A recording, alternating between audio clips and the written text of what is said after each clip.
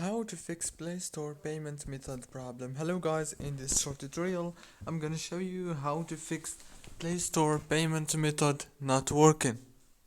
All what you have to do is go to settings and open the apps manager on your phone. Go to apps, and now you have to wait a few seconds, and then you have to scroll. You will find all the apps that you have on your phone.